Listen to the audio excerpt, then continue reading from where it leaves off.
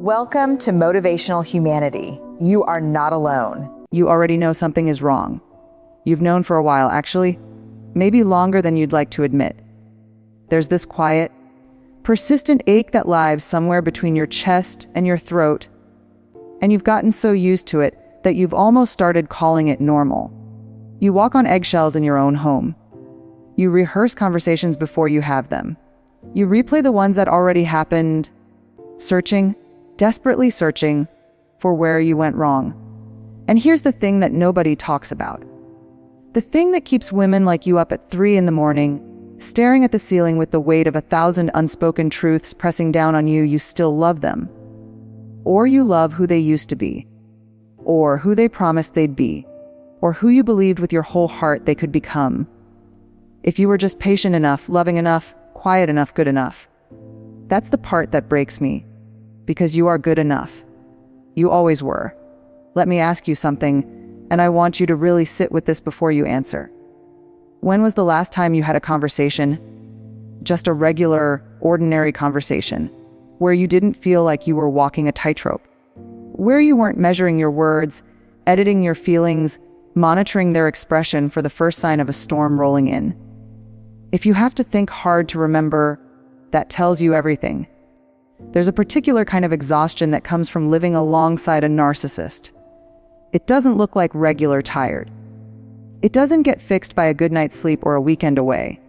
It lives deep in your bones, in the way you second-guess your own memory, in the way you've started to wonder, quietly, shamefully, if maybe you're the problem after all. That's called gaslighting, and it is one of the most insidious forms of emotional violence a person can experience. Because it doesn't leave marks anyone else can see. It leaves marks on the inside, on the soft, sacred places where your sense of self used to live. Here's what I want you to understand right now, before we go any further together. You are not crazy. You are not too sensitive. You are not imagining things. What you are is a woman who loved deeply in the wrong direction for longer than was safe for your soul. And there is no shame in that. None. The capacity to love that fully, that faithfully, is not a flaw. It's actually one of the most beautiful things about you. It just got pointed at someone who didn't know how to honor it. Narcissism, real narcissism, the kind with teeth, isn't just selfishness or arrogance. It's a relentless gravitational pull. It bends reality around itself. It takes your empathy, your nurturing, your instinct to understand and forgive, and it uses those gifts against you slowly, systematically. Often so gradually that you don't notice until you look in the mirror one day and struggle to recognize the woman looking back. I've sat with women, brilliant, warm, fiercely capable women who described that moment to me, that mirror moment. Some of them whispered it like a confession. I don't know who I am anymore. If that sentence just landed somewhere tender in your chest, you're in the right place. Because this isn't about villainizing anyone. It's not about building a case or stoking your anger or convincing you of something you're still not sure about. You don't need me to do that. What I want to do, what I hope to do, if you'll let me stay with you a little while, is help you find your way back to yourself. That woman is still there. She didn't leave. She's been waiting underneath all the accommodating and the apologizing and the shrinking. She's patient. She's tired, but she is there. And she deserves a sanctuary. Not someday, not once everything is figured out. Now, the first step, and I know how enormous this step can feel, is simply telling yourself the truth. Not the story you've been given. Not the version where it's all your fault, or where you're overreacting, or where if you just tried harder, everything would finally click into place. The truth.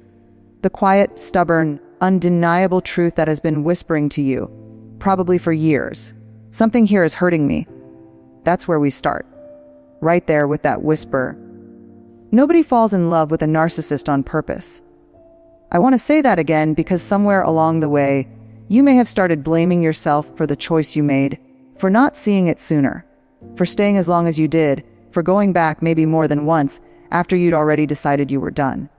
Stop. Just stop carrying that. The truth is, narcissists are often extraordinary in the beginning. Not ordinary good. Extraordinary.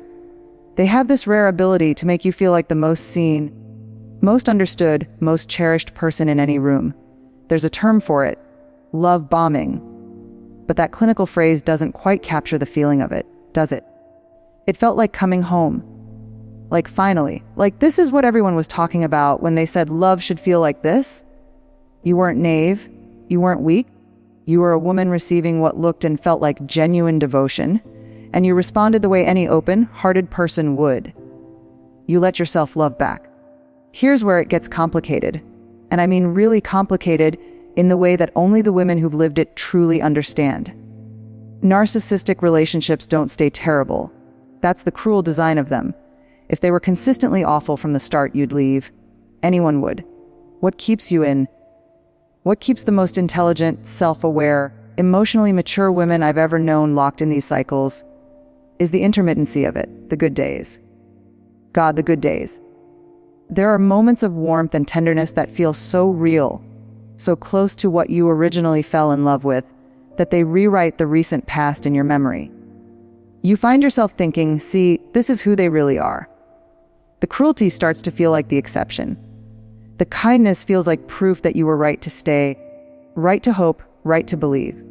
Psychologists call this an intermittent reinforcement pattern.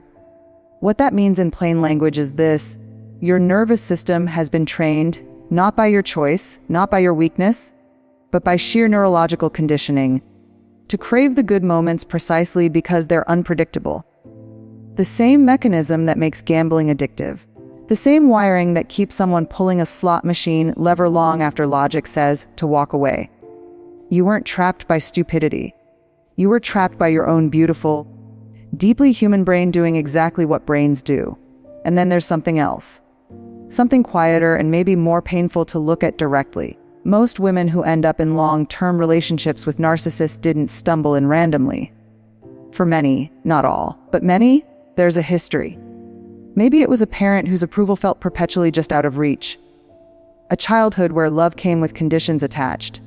An early lesson, absorbed into the bone before you had words for it, that love is something you earn through performance, through perfection, through making yourself smaller and more accommodating so that someone else could feel bigger.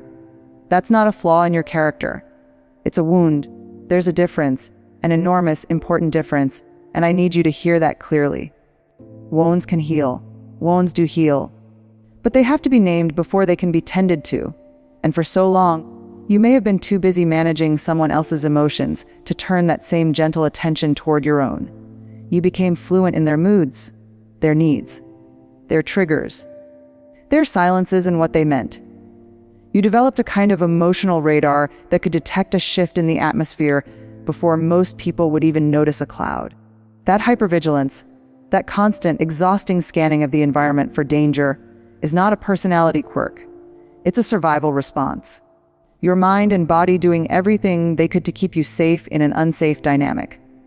The tragedy is that all that energy, all that profound attunement, all that emotional intelligence you poured into reading them was energy that couldn't go toward reading yourself.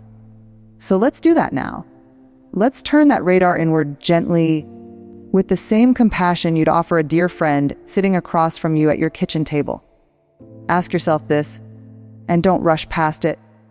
What did I have to give up to survive this relationship? Not the big things first. Start with the small ones. Did you stop mentioning certain friends because it always led to a fight? Did you quietly abandon a hobby or a dream because it brought too much attention or too much criticism or too little support? Did you learn to laugh a little less loudly? Cry a little more privately? Did you get so good at disappearing in small ways that you started to feel genuinely invisible? Even to yourself. Those small surrenders. That's the real ledger of what this cost you. And I'm not telling you to add it all up so you can be angry, though anger, when it comes, is healthy and right and yours to feel. I'm asking you to look at it because you cannot reclaim what you haven't acknowledged losing. Recovery from a narcissistic relationship isn't just about leaving. It's about a long, tender excavation, digging through the layers of who you became in order to survive, to find who you were before. And underneath that, maybe for the first time, to discover who you actually want to be now.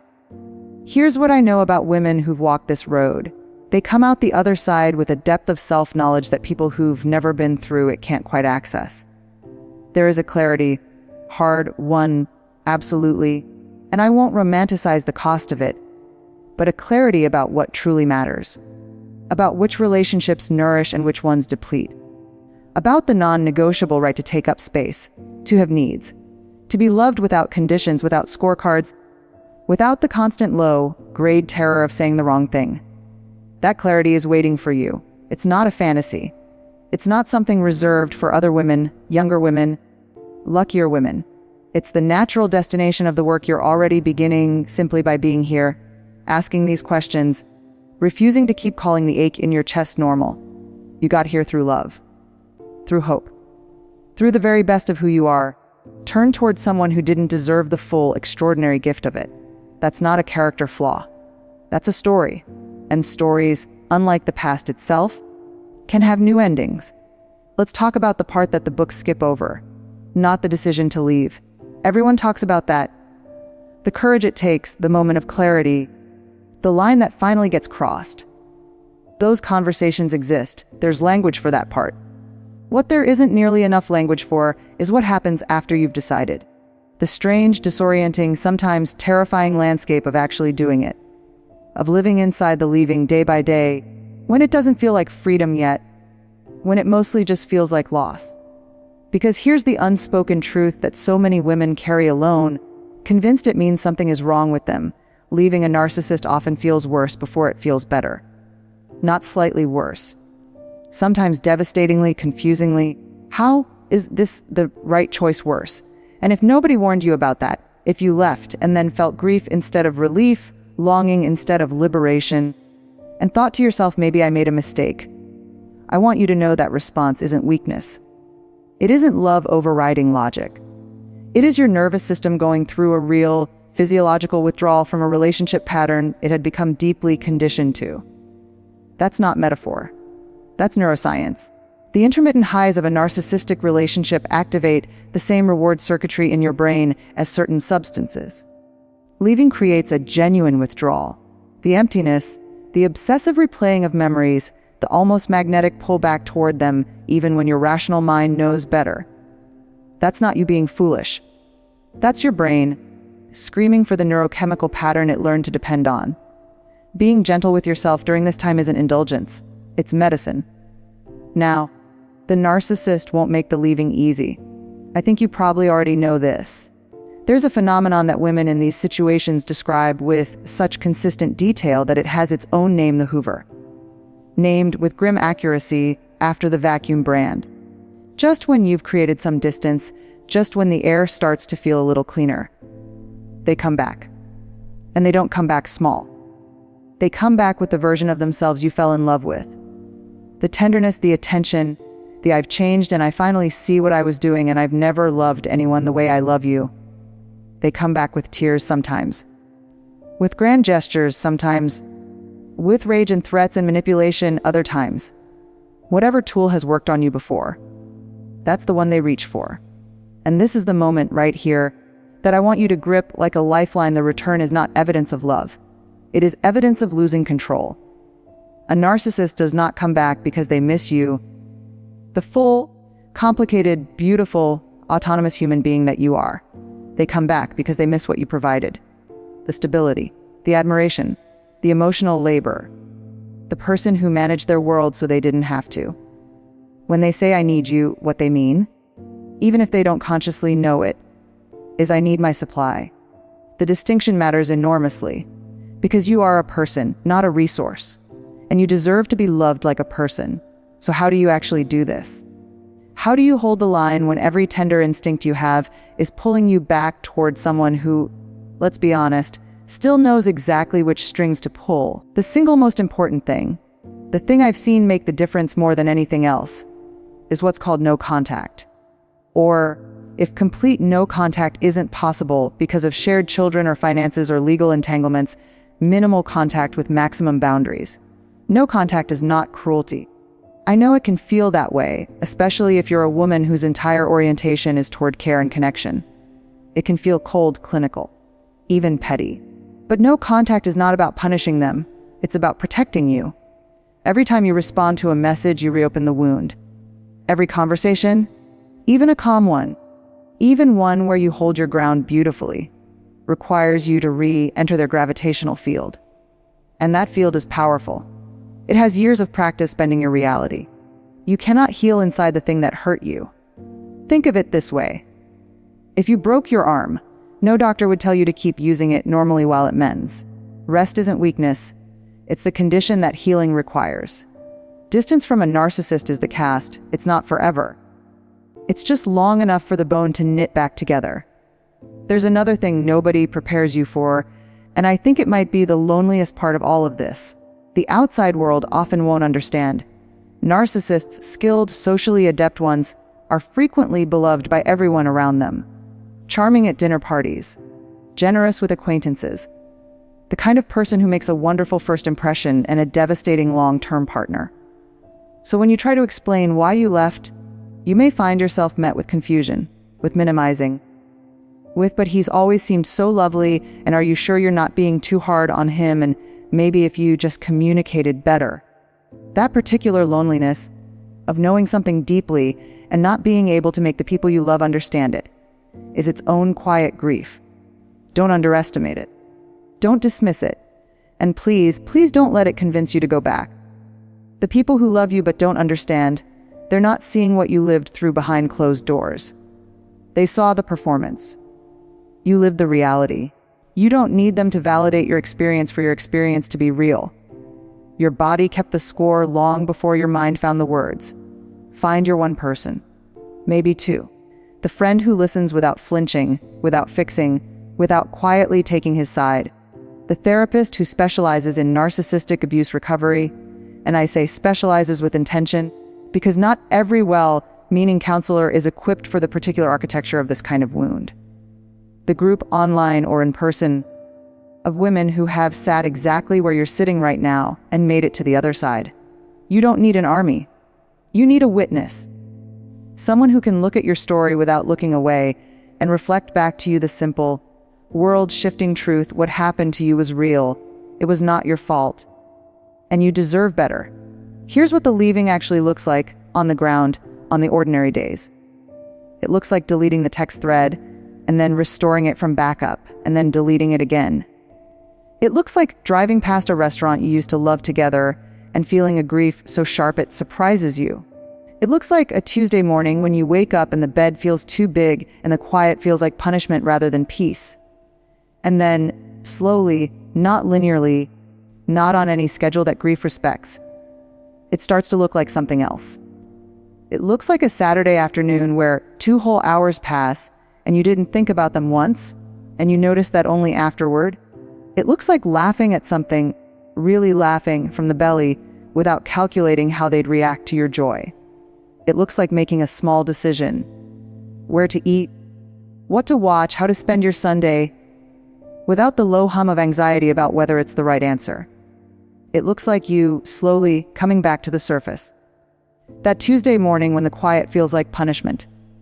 One day, and I promise you this, it's going to feel like something else entirely. It's going to feel like yours. There's a moment that women who've survived this kind of relationship describe, and it doesn't always look the way you'd expect it to. It's not usually dramatic. It rarely arrives as a thunderclap or a sudden cinematic rush of empowerment. More often it comes quietly, on an unremarkable afternoon. You're doing something ordinary, making tea, folding laundry, sitting in a patch of sunlight by a window, and you realize, with a gentleness that almost makes you want to weep, that you feel okay. Not ecstatic, not healed and whole and finished, just okay. Present, breathing, belonging to yourself in this moment in a way that you haven't in a very long time. That's not a small thing. Don't let anyone, don't let even the voice in your own head tell you that's a small thing. That's the first real breath. Let's talk about who you are now. Because you're not the same woman who walked into that relationship. And you're not the hollow, uncertain version of yourself that slowly emerged from it. You are something the narcissist never counted on and could never quite extinguish. You are a woman who survived. And survival, real survival, the kind that requires years of navigating psychological complexity while holding a life together, while showing up for children or work or aging parents or all of the above, while maintaining some fragile inner thread of "I know this isn't right even if I can't leave yet." That is not nothing. That is, in fact, a kind of quiet heroism that doesn't get nearly enough recognition. You didn't just endure. You adapted. You developed emotional intelligence of the highest order. You learned to read rooms, to de-escalate, to find calm in chaos, to locate the humanity in someone who was often refusing to show it. Those are not skills that disappear when the relationship ends. They belong to you. They always did. The work now, and it is work, I won't pretend otherwise, is redirecting them. Turning that extraordinary attunement back toward yourself, and eventually, when you're ready, toward relationships that are genuinely safe enough to deserve it. So what does rebuilding actually look like? Not in the motivational poster sense. In the real Tuesday morning, sometimes I still cry in the car sense. It starts, I think, with the body. Because one of the most under-acknowledged consequences of long-term narcissistic abuse is what it does to your physical self. The chronic stress, the hypervigilance, the years of cortisol flooding your system, that lives in the body long after the relationship ends. Women describe it in so many ways. The jaw they didn't know they were clenching. The shoulders that never fully drop. The stomach that still tightens when their phone rings, even after the number is blocked. The startling, almost embarrassing way they flinch at a raised voice that isn't even directed at them. Your nervous system learned to live in a state of low-grade emergency.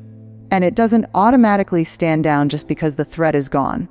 This is why I'm a believer, deeply, from everything I've seen, in the power of gentle, consistent physical practices during recovery. Not punishment. Not the aggressive, white-knuckled kind of self-improvement that our culture loves to sell to women in pain. I mean the quiet kind. Walking and actually noticing what you see. Yoga if it calls to you. Sitting outside in the morning with your coffee before anyone needs anything from you. Placing your hand on your own chest sometimes and simply breathing. Learning, one small moment at a time, that your body is a place you can come back to rather than flee from. The nervous system heals at its own pace. But it does heal. Now I want to talk about something that tends to arrive somewhere in the middle of recovery, often unexpectedly, and can feel deeply uncomfortable if you're not prepared for it. Anger, real anger. Not the guilty, suppressed, immediately apologized for kind you may have experienced inside the relationship. The clean, clarifying, this was not okay kind. The anger that has been waiting patiently behind the grief and the longing and the self-doubt, and one day just walks through the door. Welcome it. I know that might feel strange to hear, especially if you're a woman who was raised to be gracious, to be the peacemaker, to prioritize everyone else's comfort in a room, including the comfort of the person who hurt you. Anger can feel dangerous, unladylike, like a loss of control you can't afford. But anger in this context is not a loss of control. It is the return of it. It means some deep part of you has stopped believing the story that it was all your fault.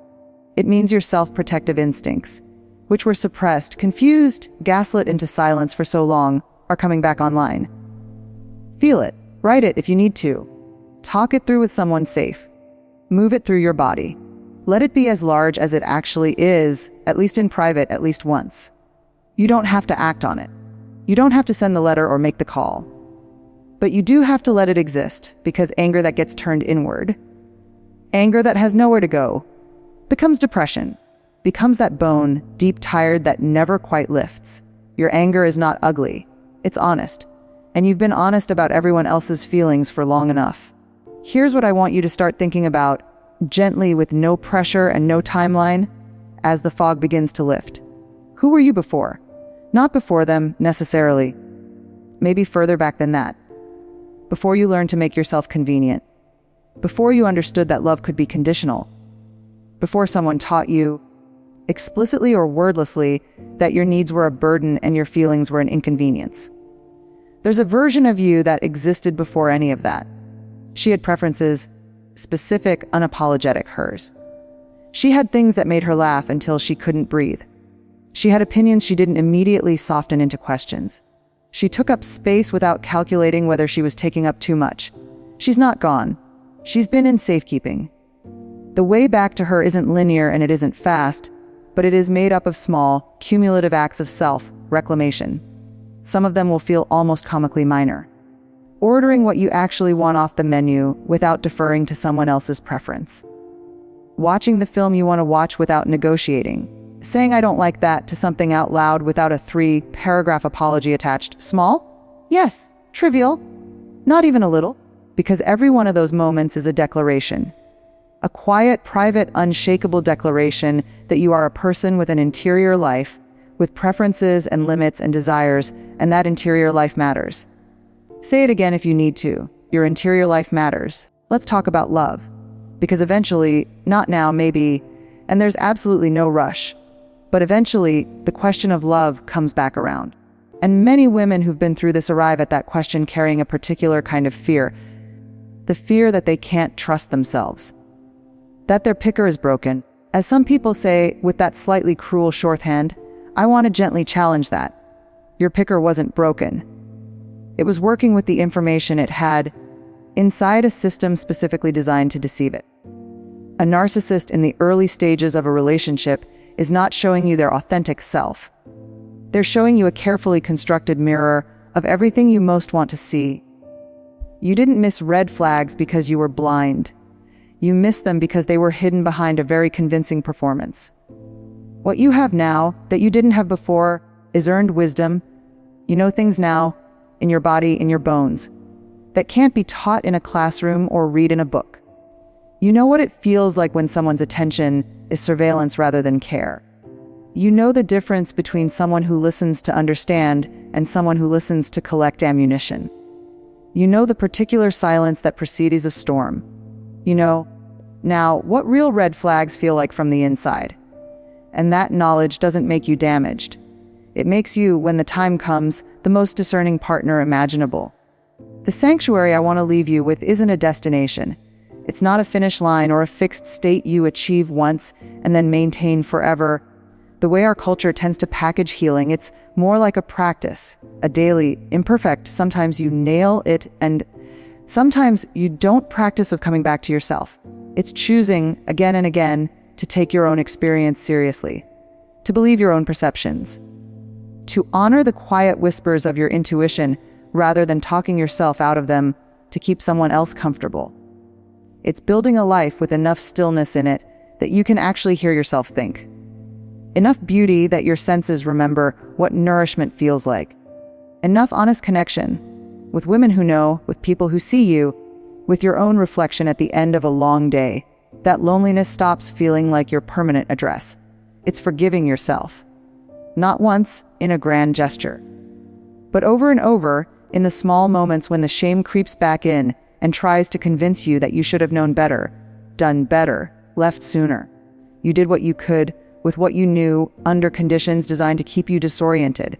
That's not a moral failing. That's a human story. You asked, maybe not out loud, but somewhere in the part of you that led you here today, is there life after this? There is. There genuinely, abundantly, specifically is. Not the life you planned, maybe. Not the one you imagined when you were younger and love felt like pure possibility. Something different. Something that couldn't have been built any other way than through exactly what you've lived through.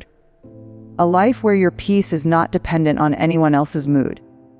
Where your worth isn't something you negotiate daily. Where the quiet of an ordinary evening isn't something to dread, but something to sink into, slowly, with the particular and hard one pleasure of a woman who has finally come home. That life is not a reward for surviving. It's not something you have to earn on top of everything you've already endured. It's just yours. It was always yours.